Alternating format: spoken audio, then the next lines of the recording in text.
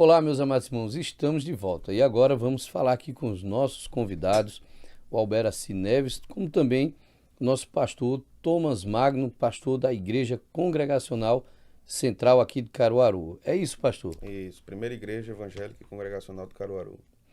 Pastor, se apresente aqui para o nosso público que está em casa, querendo lhe conhecer melhor, como também o Alberaci. Muito bem. Minha gente, prazer estar com vocês, prazer participar aqui do podcast da Igreja Presbiteriana do Bairro Universitário. Deixar um abraço para o pastor Otávio, que é um parceiro nosso, do nosso seminário Jonathan Edwards, é um professor de longa data e está ali entre os fundadores do seminário, né? O pastor Otávio contribuiu muito e contribui muito conosco.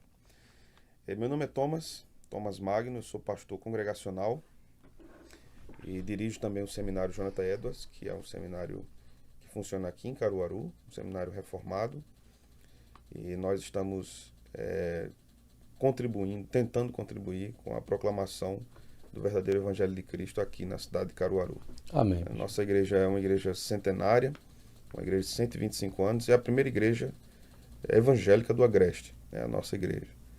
Então chegamos aqui, a cidade de Caruaru tinha ainda de 2.000 a 3.000 habitantes, né, quando a nossa igreja foi plantada aqui. E estamos aqui para glorificar o nome do Senhor. Amém. Alberaci, fique à vontade. Vamos lá. Saudando a todos da Igreja Presbiteriana, né? Mais uma vez também um prazer estar aqui nesse podcast. Meu nome é Alberaci Neves, sou membro da Igreja do Pastor Thomas. Hoje estou como diretor do movimento Reforma Hoje e a gente está tentando trazer aí para Caruaru a implantação da verdadeira palavra de Cristo, a palavra sadia. A gente acredita muito que a gente vai conseguir mudar essa mentalidade de uma palavra mercantilista e às vezes de uma palavra até jogada ao vento. E eu creio sim que a palavra reformada, a palavra das igrejas tradicionais, essas igrejas que pregam Cristo conforme as Escrituras, farão sim mudar a cara do Evangelho aqui. Amém, Alberaci. Sejam bem-vindos, né, Alberaci e o pastor Thomas. E o que seria, tanto para o Alberaci e o pastor Thomas, o que seria o Congresso Reforma Hoje? Bom, eu vou começar. O Reforma Hoje, ele nasceu em 2015, da vontade de alguns pastores, justamente disso que eu falei, de tentar trazer para Caruaru uma palavra consolidada, uma palavra que tenha raízes na Reforma Protestante, né, raízes, principalmente raízes bíblicas. Ele nasce em 2015 com um grupo de igrejas, dentre elas Presbiteriana, a Central e a Terceira Igreja Presbiteriana, a Igreja Congregacional, Igreja Batista, onde a gente quis dar a Caruaru um congresso anual para trazer as pessoas de influência e de renome no Evangelho Nacional para pregar, para que Caruaru pudesse ouvir cada vez mais uma palavra saudável. E o que é o movimento Reforma Hoje? É justamente algo que busca a expansão dessa palavra, a expansão da palavra reformada, a expansão, resgatar a história da reforma, que muitas das igrejas hoje não têm esse resgate, e aqui o pastor Magno vai falar muito bem sobre a história da reforma protestante. Poucas igrejas sabem o que é a reforma, poucas igrejas sabem de como ela surgiu, de onde ela veio, quais são as suas influências no mundo de hoje. As pessoas não sabem que a reforma protestante é o responsável hoje pela educação como a gente tem, pela própria democracia. A reforma protestante proporcionou a democracia. Então, se hoje nós temos essa chance de estarmos aqui debatendo, isso foi por esses reformadores que lá atrás lutaram. E a gente quer resgatar isso, quer trazer isso à tona, porque a gente acha que está esquecido. Amém, Alberaci. Como o programa é ao vivo, a gente sempre sabe que tem algumas falhas, né? Deixa eu ajustar só o microfone de vocês. O pessoal aqui está nos cobrando. E aí a gente... Inclina para cá. Isso, então... Maravilha, vamos lá. Fique à vontade, Alberaci, como também o pastor Thomas.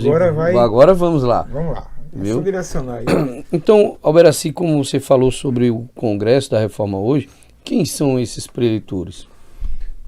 Tá, os preletores hoje, nesse 7º congresso, serão o pastor Wilson Porte, né, um pastor batista, um pastor muito preparado, pastor que já é autor de vários livros, dentre eles livros de psicologia, alguns livros sobre escatologia, sobre história da igreja, Um pastor realmente que tem um preparo muito enraizado na palavra de Deus. E o pastor Rodrigo Mocelin, que hoje está nas redes sociais como um pastor reformado, brigando muito pela palavra reformada, um pastor aguerrido que não tem medo de falar a verdade, inclusive em assuntos políticos, ele é bem incisivo.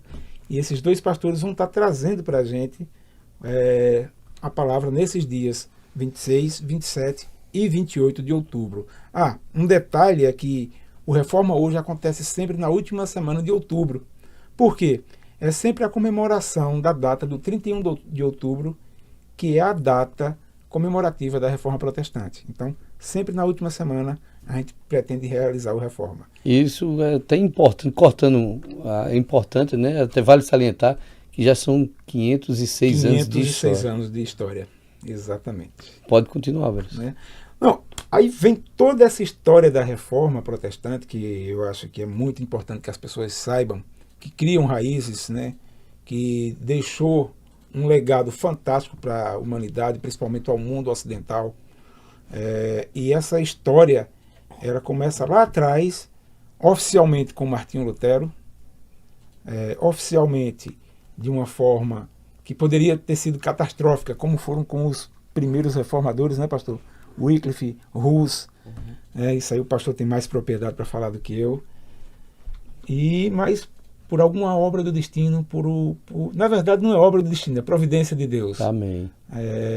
Coube a Martinho Lutero dar esse pontapé inicial, e é o pontapé que fez com que a gente hoje tivesse a liberdade para pregar o Evangelho a todas as nações, nos dessemos a liberdade para conversar sobre o Evangelho, nos trouxe educação, que antes a educação era restrita ao clero e aos que tinham poder.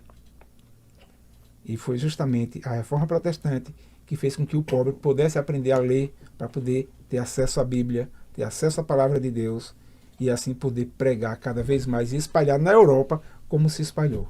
Amém. Para a nossa região, aqui Alberaci, qual a importância deste congresso justamente aqui para a nossa região do Caruaru, aqui o Agreste Pernambucano? Nós não temos, pelo menos até onde eu sei, nada que traga um avivamento da Reforma Protestante tão forte quanto o Congresso Reforma Hoje, né? Nós temos as igrejas históricas aqui, como Presbiteriana, Congregacional, Batistas e tantas outras, mas nada que cause um ajuntamento, nada que cause, em um único ciclo, uma expansão da divulgação da palavra reformada. Eu acho que na nossa região, eu diria até nesses 3 estados maiores, né, Campina Grande, Paraíba, Pernambuco, Alagoas, Piauí, não tem nada parecido. O Reforma Hoje é o único congresso que realmente tem uma denominação, é confessionalmente reformado. Nada parecido a isso. Tem impacto, Alberaci, na espiritualidade, a Reforma Hoje? Muita. A gente só tem essa liberdade de pregar o Evangelho, de conversão à religião protestante por conta da Reforma, né? Sem isso a gente não teríamos. Talvez se isso não tivesse acontecido, fôssemos todos católicos hoje. Né? Mas cedo ou mais tarde Deus iria providenciar homens que se levantassem contra isso, mas se não fosse a Reforma Protestante, nossa sina seria católica. E aí a gente não teria essa liberdade. E liberdade não só no sentido espiritual, né? Liberdade também no sentido intelectual. Muitas universidades só foram concluídas depois da Reforma Protestante. Colégios só foram abertos para o público em geral depois da Reforma Protestante. Então, ela traz uma bagagem, um conhecimento tanto intelectual, filosófico e também espiritual. Afinal, todas as igrejas evangélicas, independente de sua denominação, descendem dessa semente que foi plantada lá atrás. E que bom, Marcelo, que bom, porque começou com Lutero lá atrás. Isso. E estamos continuando com essa reforma, né? Ainda nos dias atuais. Perfeito. 506 anos de história. 506 e vamos. E que bom que Deus levanta homens valorosos para que essa reforma... Vamos tomar conta do país. Continue, né? Continue, nós sabemos que... O lema é a Igreja Reformada sempre se reformando, né, pastor? Reformando. né? E é muito importante. E qual foram, Alberaci, ou também fica à vontade, pastor Thomas, quais foram as propostas teológicas sobre essa reforma? Agora aí eu vou deixar na mão do pastor, aí é mais, é a praia dele. Pode ficar à vontade, pastor. Então, quando a gente fala da reforma do século XVI, nós estamos falando da grande reforma. O movimento de reforma, na verdade, teve várias reformas em vários países, né, europeus ali. Nós vamos ter uma reforma importante na Suíça, Zwinglio, né? Ulrico Zwinglio foi um sacerdote católico que foi de grande importância na reforma suíça. Mais tarde vai aparecer Calvino, vindo da França. A França também foi um berço do movimento que começou a acontecer na reforma. Mas tudo começa na grande reforma com Martinho Lutero. Na verdade, 200 anos antes, mais ou menos, a gente já vai ter um movimento de denúncia dos pecados da igreja, da imoralidade da igreja. Então, por exemplo, Maquiavel dizia que toda a degradação moral da Europa era uma consequência da imoralidade da igreja, dos sacerdotes. Então, entre a família dos Borgias, por exemplo, na Idade Média, você tinha papa com 7 filhos e várias mulheres, né? Então, isso era sabido, isso era conhecido da população. E a igreja romana começou a confiar critérios para a salvação relacionados em obras. Então, Lutero, quando vai a Roma, que vê tudo que estava acontecendo lá, adereços sendo vendidos, indulgências, né, que praticamente era a compra da salvação, isso vai mexendo com aquele reformador. Lutero era um homem caracteristicamente dramático, né, e impulsivo. Então, a personalidade de Lutero era uma personalidade bem impulsiva e que ele teve várias experiências espirituais no decorrer da sua vida e como um sacerdote católico, né? Então, o Lutero era um professor de teologia e quando começa a estudar realmente as escrituras em Romanos 1, 16, 17, ele percebe que a justiça de Deus ela aparece de formas diferentes em Romanos.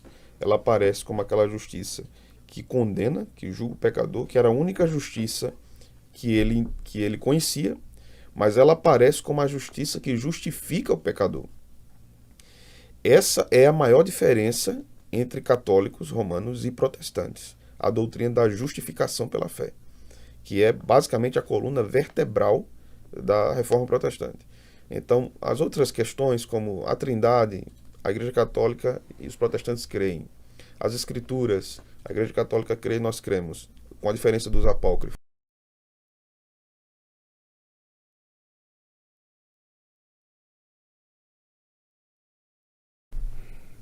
Meus amados irmãos, quero pedir perdão a todos vocês, tivemos um problema aqui técnico, mas esperamos que tenha sido resolvido.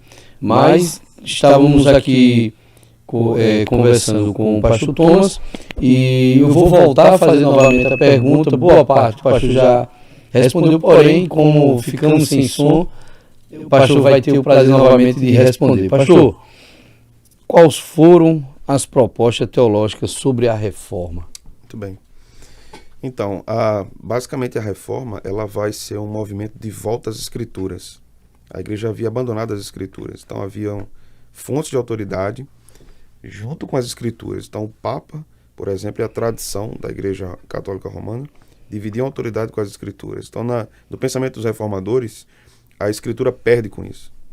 Então por isso que a reforma vai defender o sola escritura, de que a escritura está acima da autoridade da própria igreja. Ou a autoridade que a igreja tem é baseada nas escrituras. Se a igreja quer ter alguma autoridade longe das escrituras, ela se desviou. Então os reformadores começaram a trazer isso de volta. As missas eram rezadas em latim. As homílias dos padres eram ditas em latim. O povo não entendia o que os padres estavam dizendo. Então o que é que a reforma faz? Vamos pregar na língua vernácula. Vamos pregar para o povo entender. Então o que é que Lutero faz? Vamos traduzir a Bíblia para o alemão. Então esse trabalho de Lutero é um trabalho que revoluciona não apenas a vida religiosa, mas a vida educacional, intelectual da Europa. Então Lutero vai colocar a Bíblia na mão do povo. Então, às vezes os católicos romanos fazem uma acusação aos protestantes dizendo o seguinte, que a reforma pregou a livre interpretação das escrituras. Então, por isso, existem várias denominações e virou uma bagunça.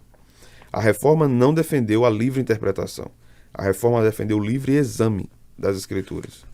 E como é que eu provo que não defendeu a livre interpretação, né? Então, quando a gente observa o trabalho de Lutero, o trabalho de Calvino, a gente vai ver que eles promoveram confissões de fé, catecismos. Esses catecismos tinham o objetivo de ajudar obreiros não tão bem treinados. Então, eles estudavam aquilo e aquilo os ajudava a interpretar as Escrituras. Eles ensinavam aquelas doutrinas à igreja e a igreja aprendia as Escrituras. Então, não era uma livre interpretação das Escrituras, era um livre exame das Escrituras. Tanto é, quando você vai observar a teologia de Lutero, Calvino e Zwingli, existem diferenças, mas são poucas diferenças. O cerne da teologia era o mesmo. Então a Reforma ia pregar que a salvação só pode ser pela graça, não pode ser pelas obras. O homem não pode fazer nada para ser salvo. Quando o homem responde a Deus, é porque Deus já agiu no seu coração, né? Então a Reforma ia defender a justificação pela fé, as Escrituras como regra normativa para a igreja, o culto a Deus. A questão do culto foi muito forte para a teologia dos reformadores. Então eles diziam o seguinte: nós não devemos adorar imagens. A adoração deve ser dada ao único Deus. Então também houve uma reforma do culto, uma reforma da pregação, uma reforma do ensino. Quando tudo isso aconteceu também a reforma na vida do povo. Então, como a igreja mudou o seu entendimento através dos reformadores, de como entender as Escrituras e o Evangelho, a vida do povo também mudou. Então, isso desembocou numa série de questões educacionais, econômicas, linguísticas, intelectuais. Então, a reforma foi um avalanche na Europa de transformação cultural. O que desagradava a Igreja Católica Romana, porque havia um monopólio religioso. Então, aconteceu o quê? Muitos reis, insatisfeitos com a Igreja Romana, acabaram abraçando a reforma porque viam também ali uma liberdade política. Então, apoiavam os reformadores, né? Lutero teve apoio político, por exemplo. Mas o Lutero, pastor, ele acabou sendo expulso também, né? Excomungado, né? Foi. Lutero foi excomungado, foi ameaçado, seus livros foram queimados pela Igreja Católica Romana, né? Ele teve oportunidade de se defender na Dieta de Worms, e ele disse que não poderia ir contra a sua consciência, não era bom ir contra a consciência, e disse: se me provarem pelas Escrituras que eu estou errado, eu abandono tudo que eu disse. Mas isso não podia ser feito pela Igreja Romana, porque a Igreja tinha uma tradição de interpretar as Escrituras conforme o dito dos teólogos. A Reforma dizia: não, as Escrituras interpretam as próprias Escrituras. Então eles pagaram um preço altíssimo, né, por defender esse ponto de vista. Entendo, pastor. E nesse contexto, pastor Thomas, qual o efeito mais positivo da Reforma Protestante? Nós tivemos vários efeitos, né? Primeiro que o mundo medieval ali, que antecedeu a Reforma, era um mundo bem místico do ponto de vista espiritual. Então o medo excessivo das forças das trevas, dos demônios, né, e tudo isso era bem presente. A Reforma tem uma frase ligada à Reforma, que é: depois das trevas a luz, né? Post tenebras lux, depois das trevas a luz. Então a Reforma trouxe luz em vários aspectos. Primeiro, em relação ao culto, teologia, cultura, né? Então Calvino, por exemplo, em Genebra, funda um centro acadêmico, e ali pessoas eram treinadas intelectualmente, mas com a orientação do Evangelho. Então você tinha teólogos sendo formados, você tinha advogados sendo formados, mais tarde isso se alastrou, médicos sendo formados a partir de uma formação cristã, uma cosmovisão cristã. Então a Reforma trouxe luz e transformação em vários aspectos culturais. Por exemplo, do ponto de vista prático da família, os sacerdotes católicos não se casavam. Quando aconteceu a Reforma, os reformadores diziam: os sacerdotes têm que se casar, os pastores têm que se casar. Lutero casou, Calvino casou, né? Os reformadores casaram-se. Então houve também um novo entendimento a respeito da vida familiar e como isso se processava. Então, nos outros movimentos pós-reforma, a gente vai ver isso sendo mais acentuado, como os puritanos, por exemplo. Então essa é a parte positiva da reforma. Houve alguma parte negativa, pastor? Houveram perseguições terríveis aos cristãos protestantes. Houveram exageros, como o movimento iconoclasta, que Lutero condenou, né? Era um movimento de invasão às igrejas católicas e destruição das imagens. Era um movimento bem radical e Lutero não compartilhava disso, ele ficou bem zangado, né, com isso. Então houveram alguns excessos, podemos dizer assim, no meio do caminho. Mas quando a gente fala sobre isso, todo movimento de avivamento, possivelmente, historicamente falando, teve excessos. Os excessos não invalidam a verdade do avivamento. Porque os excessos são enganos do coração humano e podem ser enganos de Satanás também no meio do povo. Então, quando acontece um avivamento ou um reavivamento, sempre vai acontecer excessos, ou pode acontecer excessos. E esses excessos aconteceram no movimento de reforma, né? Então, por exemplo, o Zwinglio, que era muito irritado com o movimento anabatista, né? Os reformadores eram irritados com esse movimento, que era um movimento radical que prejudicava o movimento de reforma. Então você vai ver palavras muito duras dos reformadores em relação aos anabatistas, né? Você vai ver anabatistas sendo mortos em algum momento por causa das suas crenças. Então houve reações, muitas vezes enérgicas, daquele contexto dos protestantes para com outros que diziam também serem protestantes, né? Então houve questões negativas, mas isso não invalida o grande movimento que foi a reforma, né? E, pastor, e aqui na América, como foi que chegou até aqui, chegou para nós essa reforma protestante? Então, ainda no século... Isso é bem interessante, essa pergunta. Ainda no século XVI, Calvino envia missionários para o Brasil. O Brasil era uma nação começando ali. Então, franceses vieram para o Brasil, os franceses huguenotes, e começaram um trabalho também de culto, de proclamação do evangelho na sua própria língua. Então, em Recife, por exemplo, nós temos ali perto do Teatro Santa Isabel, temos uma pequena capela católica que era uma igreja huguenote, que era uma igreja calvinista, uma igreja presbiteriana, né? Naquela época não era bem presbiterianismo, mas o governo era presbiteriano, né? Por causa o fundador do presbiterianismo é John Knox, né? Isso. Então, mas ali é um pouco anterior. Então, Calvino esteve envolvido num movimento missionário, direcionando também missionários para o Brasil. Então, ali nós vamos ter depois uma perseguição a esses irmãos, por meio do próprio Villers-Gaillon, esse que aprovou a vinda desses irmãos. Ali, por causa dessa perseguição, surge a Confissão de Fé da Guanabara, ainda no século XVI, se não me falha a memória, 1558. Eu acho que essa é a data da Confissão de Fé da Guanabara, que é anterior à Confissão de Fé de Westminster, né? Quase 100 anos antes da Confissão de Fé de Westminster, na Inglaterra, a gente tem uma confissão brasileira escrita por leigos que fizeram essa confissão, uma confissão calvinista. Então o Brasil está no radar desde o século XVI da expansão da Reforma Protestante, né? Então esse movimento vai se expandir depois com a vinda de outras denominações. Vão vir anglicanos, vão vir metodistas, vão vir congregacionais, vão vir presbiterianos com Simonton, né? Posteriormente vão vir batistas também, seguindo essa tradição. E aí chegou... Qual foi a primeira cidade, pastor? Me perdoe.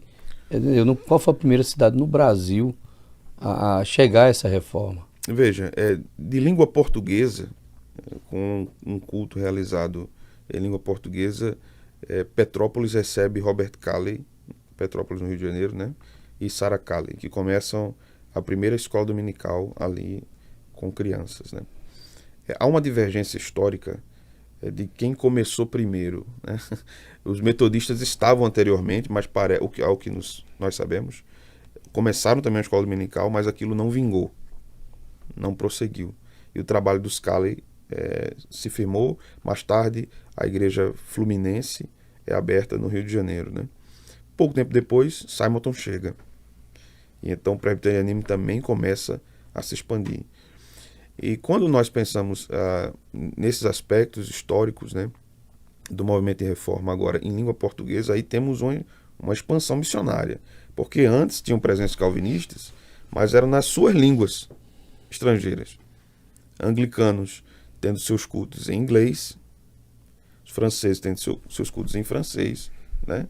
Então eram povos que vinham de outras nações, mas que ficavam fechados à sua nacionalidade no nosso país. Mas então com Calley e Simonton, depois, a gente vai ter uma expansão enorme da fé reformada no Brasil. Calley era reformado, era um calvinista, e Simonton também, que era um presbiteriano, né?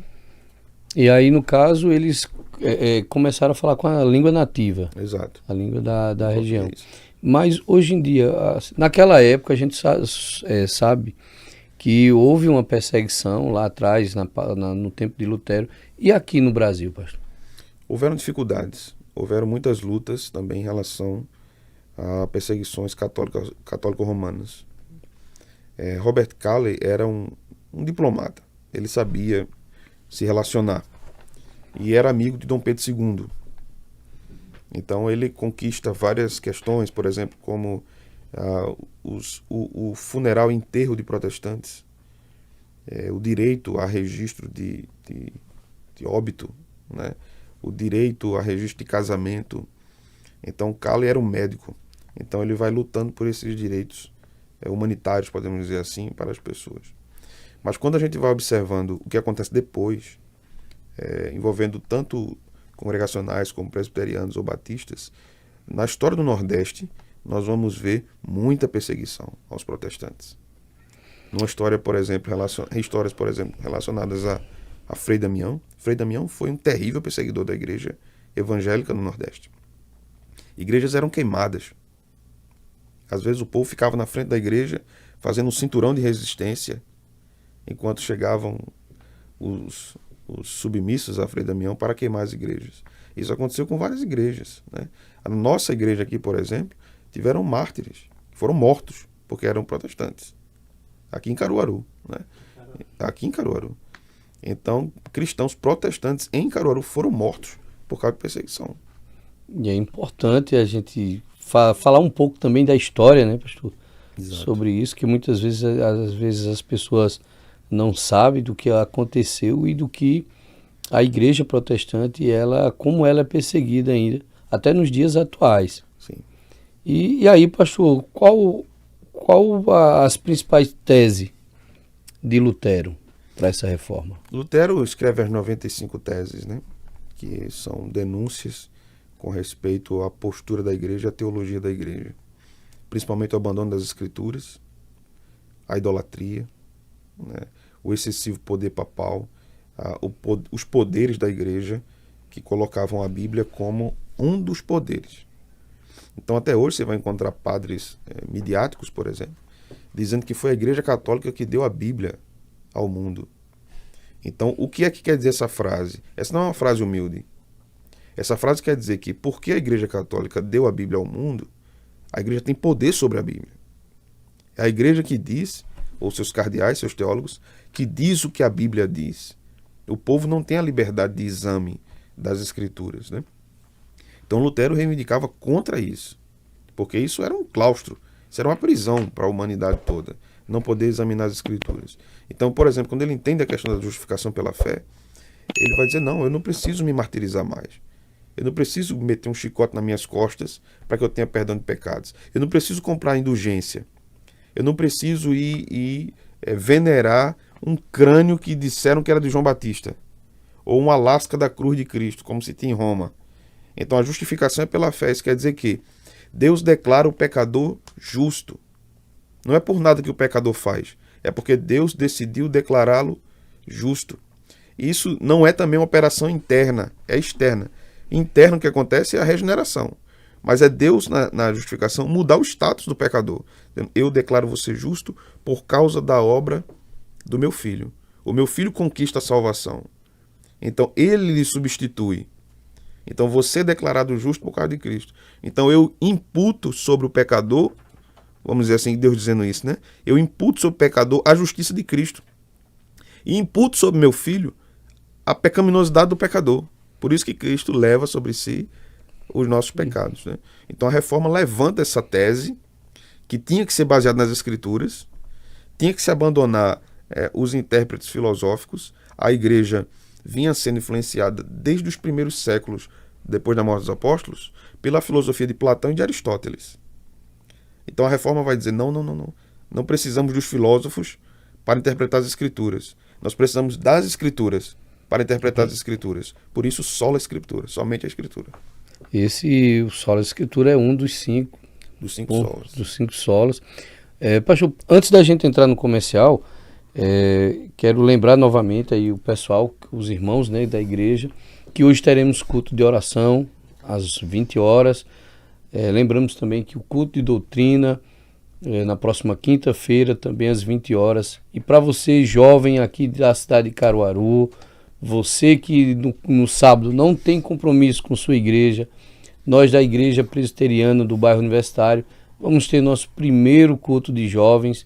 Então você está convidado, toda Caruaru, você que é jovem, vá lá, nos visite, vá nos conhecer, que será uma honra recebê-lo você lá na nossa igreja. Mas voltando aqui, pastor, antes até da gente entrar no comercial, há uma necessidade, pastor, nos dias atuais, de uma reforma?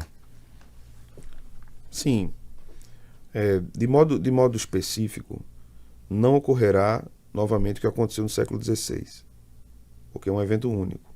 Aconteceu a reforma, a grande reforma aconteceu. Mas é necessário que aconteça várias pequenas reformas no nosso tempo, porque um tema da reforma é que a igreja reformada continua sempre se reformando. Então o que é que nós temos no nosso país? Nós temos basicamente uma igreja evangélica que é misturada com misticismo. Nós temos uma igreja evangélica que é misturada com elementos, por exemplo, muitas vezes de cultos afro, ou misturada com o judaísmo. Nós temos aí pastores querendo pregar de kippá, de manto judaico. Então temos uma judaização da igreja, né? Nós temos igrejas venerando candelabro, a entrada de uma arca da aliança. Então é o desejo de voltar ao judaísmo muitas vezes, quando as escrituras nos dizem que isso são coisas passadas, isso são obras mortas. Então temos igrejas, como o Alberaci falou no início, que desconhecem absolutamente o que é a reforma protestante, que desconhecem do que é o sola escritura. Então, para a maioria das igrejas evangélicas no Brasil, o que é que se quer? Você se quer um alívio psicológico, você quer alguma bênção, você vai para a igreja porque você quer uma bênção, você quer um carro, você quer uma casa, você quer um concurso público. Então é uma barganha com Deus. Eu dou para que eu tenha mais. E aí os falsos mestres se aproveitam disso. Então quanto mais você der, mais Deus vai lhe dar. Se você não der, você não vai ter. Nós temos um falso evangelho dizendo que se você não é curado de um câncer é porque você não tem fé, ou porque você tem demônio. Então, nesse aspecto, sim, a igreja precisa de uma reforma. Urgente de uma reforma. E como vai começar a reforma? Através dos púlpitos. Nunca houve reforma sem a transformação dos púlpitos. Se não há verdadeira pregação, se não há verdadeira exposição da palavra, né? Então, a igreja não precisa de muita coisa. A igreja precisa de um ministro fiel que abra as escrituras, explique ao povo o texto e aplique ao povo o texto. E o resto é Deus quem vai fazer. Amém. O resto é Deus quem vai fazer. Então não precisa artifício, não precisa gelo seco, não precisa artifícios humanos, não precisa marketing humano. É claro que tem ferramentas que são lícitas nós usarmos. Então, por exemplo, a própria tecnologia. A reforma usou tecnologia. As teses de Lutero foram impressas. O que é impressão, se não um movimento tecnológico, né? Então, o que são hoje, o que é hoje para nós o que foi para Lutero? A internet é hoje para nós o que foi a imprensa para os reformadores. Então a gente continua usando esses meios de divulgação. Mas o que eu quero dizer com termos pragmáticos a gente precisa criar meios atrativos de marketing para que as pessoas cheguem na nossa igreja e permaneçam. Não, a gente precisa do evangelho. O que a gente precisa é o evangelho. A gente precisa de uma igreja centrada nas escrituras, com a pregação genuína do evangelho, esse evangelho transformando os corações, e quando ele transforma os corações, a comunhão daquela igreja vai ser fortalecida, ela vai ser uma igreja amável, ela vai ser uma igreja que cuida das pessoas, vai ser uma igreja cuidadora. Então aí a gente começa a promover uma transformação social. Não adianta também a gente empreender primeiro uma transformação social sem a mudança da pregação no púlpito. É em vão o trabalho. Então é um negócio que vai desaguar, assim, entende? A igreja vai estar tão cheia da palavra que essa coisa vai transbordar e vai para a sociedade. Então você vai ter cristãos na imprensa, você vai ter cristãos no marketing, você vai ter cristãos na arte, você vai ter cristãos dando aula nas escolas, nas universidades. E o movimento protestante vai se espalhar em toda a sociedade. Aí nós vamos ver os efeitos de uma reforma genuína. Então, pastor, depois da reforma protestante, depois de Lutero, quem foi o principal reformador, se teve, se ainda continua tendo? Lutero foi um gênio, né? O trabalho de Lutero foi volumoso, tanto no sentido de pregação como no sentido de escrita. Mas, basicamente, o mais importante depois de Lutero foi João Calvino. Quando Lutero começa a reforma, em 1517, Calvino era uma criança, ele tinha 8 anos. Mas Calvino tem toda uma formação humanista, formação diferente de Lutero, que teve uma formação medieval, e Calvino se torna o maior exegeta da história da reforma protestante. Ele praticamente comenta todos os livros da Bíblia, exceto o Apocalipse, né? E faz um trabalho de pregação imensa. Calvino pregava quase todos os dias. Quase todos os dias. Então, o trabalho de Calvino em Genebra foi grandioso, né? Mais de 20 anos, com um ministério profícuo. No final do ministério de Calvino, praticamente não tinha mendigos em Genebra. Não eram admitidos mendigos em Genebra. Se o cara quisesse continuar a mendicância, ele era convidado a sair da cidade, porque tinha trabalho. Então, o movimento de reforma que Calvino encabeça na Suíça, né, ele tem várias nuances sociais ali. E Calvino treina pastores, ele funda um seminário, ele escreve, ele publica essas teses, tem uma infinidade de obras de Calvino, muitas delas já estão na nossa língua, né? Mas tem outros reformadores pouco conhecidos. Por exemplo, Martin Bucer, que foi alguém que influenciou muito Calvino. Quando você pega os comentários de Calvino, há grande influência dos comentários de Martin Bucer. Então, há poucas obras de Bucer hoje no nosso país, mas este foi um grande reformador, um grande intelectual. Anteriormente foi um padre dominicano, que converte-se à fé protestante, né, e se torna uma grande influência. Um outro reformador foi Pierre Viret, que foi pastor auxiliar de Calvino. O que se diz, Viret era até um melhor orador do que o próprio Calvino. Viret era um homem de uma mente extraordinária, tanto na teologia, como na filosofia, como na ética. Ele foi também um economista. Então você vê que Deus foi levantando vários grandes nomes ali, né, naquele período. John Knox, fundador do presbiterianismo, também é um fruto da reforma e discípulo de Calvino. Então daí para frente, né, a partir de Knox, por exemplo, quando surge o presbiterianismo, nós vamos ter uma série de movimentos reformados que vai culminar no século XVII com o surgimento do puritanismo, que é a reforma na igreja inglesa, a igreja anglicana. O que acontece é que Henrique VIII queria separar-se de sua esposa, a igreja católica não dava o aval a isso, então ele sai da igreja e se torna o chefe da igreja católica na Inglaterra. E aí é onde surge a igreja da Inglaterra, a igreja anglicana. Então ele se casa com Ana Bolena, que tinha uma tendência protestante, e mais tarde vai acontecer um movimento de reforma dentro da igreja anglicana, porque ela se dizia uma igreja cristã, mas continuava com liturgia católica. Então o puritanismo surge daí. É aí onde surge o movimento dos inconformistas, né? Dos presbiterianos e dos congregacionalistas. Então você vai ter uma avalanche de informações acontecendo que talvez em outra oportunidade a gente discuta, como por exemplo a Assembleia de Westminster, que foi uma reunião de 10 anos aproximadamente, com vários teólogos de várias partes do mundo, de grande importância, que pensaram na produção da Confissão de Westminster. Então nessa Assembleia tinham pastores congregacionais, tinham pastores presbiterianos, né, ali. Então surge essa confissão, formulada em 10 anos, que era um documento político. A Confissão de Fé era um documento político, que tentava proteger os protestantes da perseguição vinda da igreja, né? Então Maria, por exemplo, Elizabeth I, por exemplo, né, que tinha uma tendência protestante, mas não gostava do movimento puritano. Então ela queria a liturgia católica e a teologia protestante. Os puritanos diziam, não, Não, o culto é simples. Não precisa de adereço, não precisa de veste sacerdotal, não precisa de imagens, não precisa de ideia de missa, de mesa.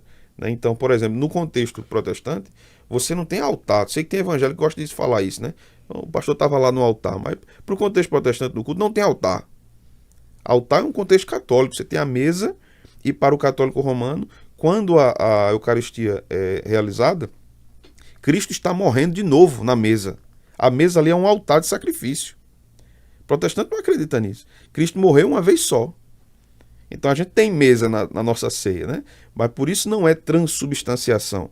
Os elementos não se transformam no corpo literal e no sangue literal.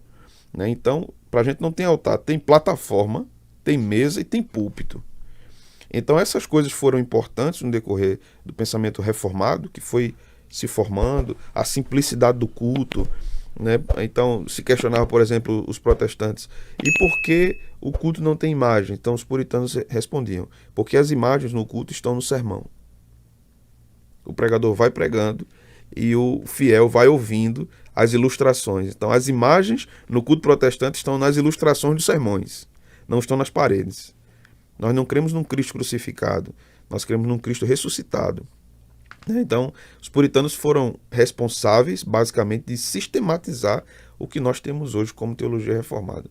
Então, a Confissão de Westminster, ela é o mais maduro documento da teologia reformada pós-reforma do século XVI. Né? Agora, a Confissão de Westminster surge já no século XVII.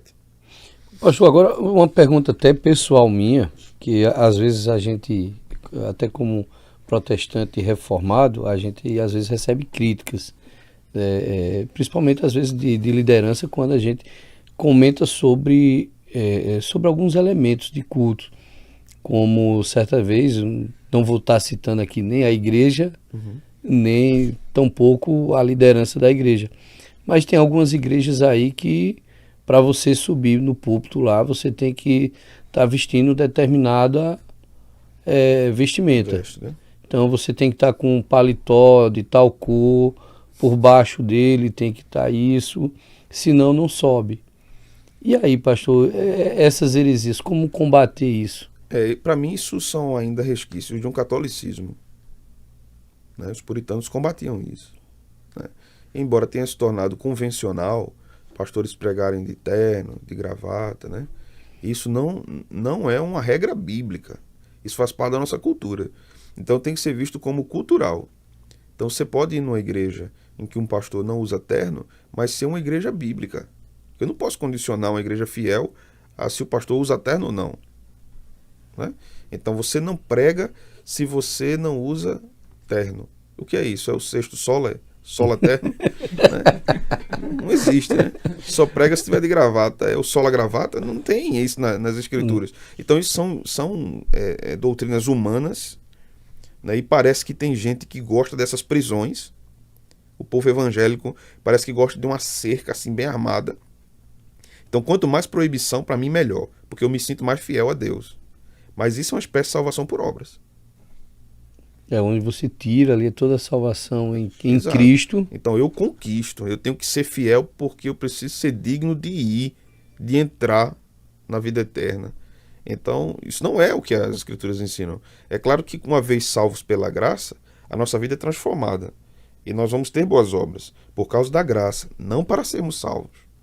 Fazemos boas obras porque fomos salvos, não o contrário. Né? Então você vai ter elementos de culto que são corrompidos. Então os reformados vão defender o princípio regulador. O que é o princípio regulador? Só deve estar nos nossos cultos o que a Bíblia ordena. Não é onde a Bíblia se cala, é o que a Bíblia ordena. A Bíblia ordena a gente cantar, ordena. A Bíblia ordena a gente orar, ordena. A Bíblia ordena a gente ler a Bíblia no culto, ordena. Ordena ter pregação, ordena. Ordena ter contribuição, ordena. Ordena ter batismo e ceia, ordena. Ordena dança? Não. Ordena teatro? Não. Ordena algum tipo de roupa específica para o pregador? Que ele tem que estar com a alva, tem que estar com um manto, com a túnica, alguma coisa dessa natureza? Não. Um pregador pode pregar com a camisa comum, como um irmão que está? Pode. Porque o que vai valer é o que sai da boca dele. É claro que se ele estiver vestido de forma indecente, não é coerente com o evangelho. Mas condicionar uma espécie de veste é corromper o que a Escritura está dizendo, é você acrescentar. Provérbios vai dizer, não acrescente nada à palavra de Deus. Nem tire nada da palavra de Deus, né? Então, se eu faço isso, estou pecando contra Deus. Agora, claro, muitos desses irmãos estão no estágio de imaturidade. E qual é o perigo? Aí eu preciso ressaltar isso. Aí essa criatura conhece a fé reformada, né? Então ele começa a ver todos os erros anteriores da sua igreja. E aí ele entra no que a gente chama de período da jaula.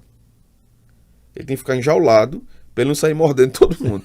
Porque ele começa a questionar até se tem salvação em determinada igreja como essa, né? Então um amigo meu dizia assim, nesse período o cara tem que estar numa jaula com a foto de Jacó Armini na frente dele e de John Wesley, para ele se amansar, né?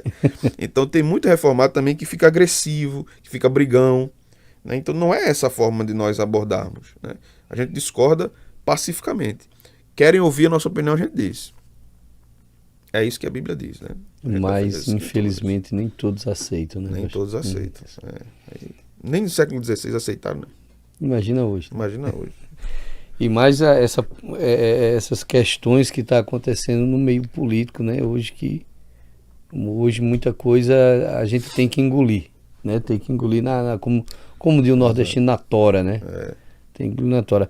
Mas agora vamos falar aqui do evento, né? O evento, qual a data do evento, Abrici? Vamos mudar aqui. O evento, na verdade, é o Reforma Hoje, Chamas da Reforma, não é isso? Bom, o evento Reforma Hoje, né? O Chamas da Reforma é o tema desse ano. Certo. Né? Todos os anos a gente tem um tema novo para que os pastores possam discorrer em cima dele. Por exemplo, já foi as 5 solas, né? Sola das Escrituras, sola graça, somente a Cristo, só a Deus glória. E já foram as 5 solas, já tivemos outros temas variados. E esse ano o tema é chamas. Por que chamas? Porque a chama da reforma, ela não se apaga dentro de nós. Querendo você ou não, a igreja reformada, a igreja de Cristo, a igreja evangélica no geral, ela vai estar sempre com essa chama acesa, com esse fogo aceso. E aí a gente passou 2 anos, infelizmente, sem poder fazer o evento. Mas a chama não se apagou, né? A chama permaneceu e essa chama está sendo reacesa esse ano. Daí os chamas da reforma. E o evento acontece dias 26, 27 e 28, como já foi dito aqui. Pastor Rodrigo Mocelin vai estar no dia 26. E pastor Wilson Porte vai estar no dia 26. E Rodrigo Mocelin 27 e 28, né? Sexta e sábado vai estar fazendo uma sequência de pregações. E o objetivo do Reforma, o objetivo do Reforma é esse mesmo, é trazer essa palavra reformada para quem não conhece e deseja de alguma forma conhecê-la. Porque também não adianta a gente fazer só para quem já conhece. É chover no molhado, né? Então a gente está espalhando para todas as igrejas, não importa a sua denominação. E aí a gente convida a toda a igreja em Caruaru a participar. Seja você pentecostal, seja você reformado, seja você de uma igrejinha lá na zona rural, seja você de uma grande igreja aqui em Caruaru, compareça para ouvir essa palavra reformada, resgatar um pouco da história da igreja protestante, saber o que foi e, além de tudo, nós temos a certeza do que vai ser pregado ali, como disse o pastor Heber Campos, agora em uma chamada que ele fez, a boa teologia, a boa palavra vai ser pregada, porque é disso que a gente precisa. Nós não precisamos de nenhum enfeite no culto, nós não precisamos de nada que venha a chamar a atenção, clarins e tambores, não. A gente precisa de um culto solene, mas um culto enxuto, um culto onde o foco é a palavra e não todo aquele floreio que costumam fazer hoje em dia para atrair as massas. Alberto, qual o horário que começa o evento? O evento vai começar de 19h30, na quinta, na sexta e no sábado, no mesmo horário, e está previsto para o término às 21h30. Então, 2 horas de evento. Antes disso, a gente vai estar com o evento aberto já, né? Nós vamos ter livrarias, vamos ter lanchonetes, algumas exibições ali de alguns produtos de cunho evangélicos, alguns artigos. Temos os seminários Jonathan Edward e eu acho que o Remaná também vai estar. temos pessoas também que vão estar divulgando alguns produtos ligados à igreja evangélica. Então, também se quiserem chegar antes, a gente vai estar lá desde as 5 horas, às 17 horas. Então vai ser aonde, Elber? No Shopping Difusora, 5º andar, tem elevador para o pessoal mais idoso, ninguém vai subir escada não, pelo amor de Deus, né? Vamos ter um grupo de jovens guiando essas pessoas. Importante. Quem quiser passear ali pelo shopping antes, chega mais cedo, passear e olhar as lojas ali, fiquem à vontade. Mas em 5 horas a gente abre os portões, todos vão ter acesso ao local do evento. De início, nós estamos esperando um público de mais ou menos 2.000 pessoas, mas se passar disso, a gente vai ter capacidade para colocar muito mais, porque o espaço é bem amplo, um espaço muito confortável e muito legal de se estar e de se ouvir a palavra. E é importante até chamar aqui o pessoal da Igreja Presbiteriana do Universitário, né, para a gente fazer presença lá, né, no evento. Mas é pago, esse evento é pago? Ah, não. Palavra de Deus paga, não tem... Mas é bom a gente só tirar dúvida, porque... Não, o evento é 100% gratuito. Gratuito, né? O evento é 100% gratuito. É uma maravilha. Está sendo financiado, porque tudo tem custo. Isso. Né? Está sendo financiado por alguns patrocínios, por igrejas que nos ajudam, né? As igrejas ajudam ali. Claro, sempre... chega a faltar alguma coisa, a gente vai se arrumando, mas para o público esse evento é 100% gratuito. Tem algum patrocínio que você queira falar? Pode ficar à vontade. Rapaz, tem vários, porque nesse momento aqui a Sil está nos patrocinando, Iogurte Mineirinho está nos patrocinando, o Dog ali na Vila Kennedy também está nos patrocinando. Eu vou ficar devendo vários outros patrocínios aqui, que a gente está nos ajudando, né? O seminário de Jonathan Eduardo está nos patrocinando também. Então, são parceiros, pessoas que querem a divulgação desse evangelho e é a partir deles que a gente consegue expandir a palavra. Ah, esqueci da loja Bless, do amigo Luciano também. É importante a gente também falar desses patrocinadores. Sem dúvida. Que é um evento para nós importante, né? E são eles que nos dão condições de fazer isso. Você sabe que hoje nada se paga sozinho, né? Tem que ter, principalmente um evento aberto ao público, tem que ter algo patrocinando por trás. Então, esses patrocínios que estão nos ajudando a pagar despesas, porque o local onde a gente vai realizar é pago, né? O som é pago, iluminação é pago, telão é pago, cadeiras são pagas.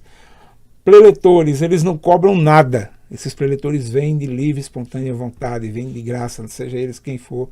Mas tem translado, né? Avião para lá e para cá, hospedagem, alimentação. Tudo isso são custos que, se não forem os parceiros, não sai do projeto. Amém. Ainda bem que Deus levanta pessoas, né, para estar patrocinando os eventos. E é importante a gente estar sabendo dos eventos que estão acontecendo na nossa cidade. E é muito bom saber que aqui no IPBUcast vamos apoiar e vamos estar juntos divulgando o evento também durante todo o mês de outubro.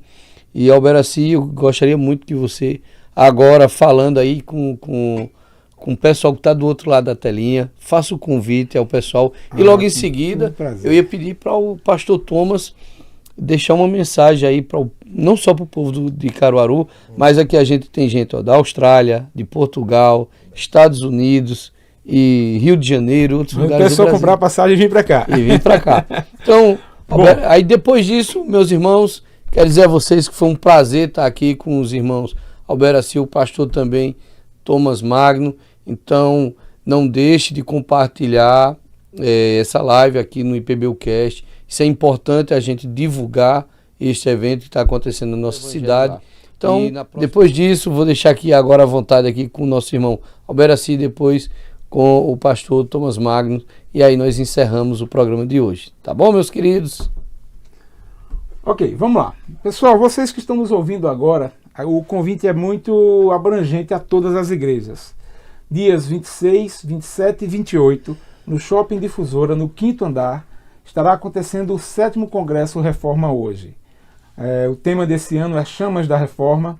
Nós tivemos 2 anos de interrupções aí por conta da pandemia, mas a chama da reforma, a chama do Evangelho que arde em nosso coração, está acesa e é por isso que eu chamo todos vocês, convido todo mundo a partir das 7h30 da noite estarmos conosco prestigiando esse evento.